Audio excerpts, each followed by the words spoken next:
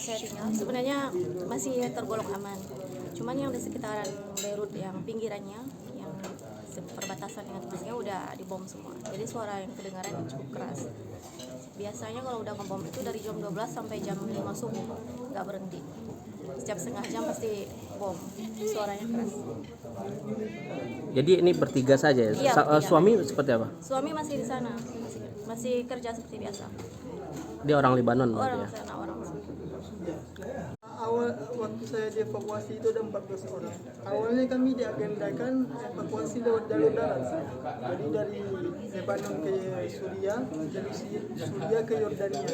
Dari Yordania baru kita diagendakan naik pesawat ke Jakarta. Nah, karena ada kendala ya Zionis membom jalan kita yang mau dilewati ke sana. Nah, akhirnya kita dievakuasi melalui jalur udara.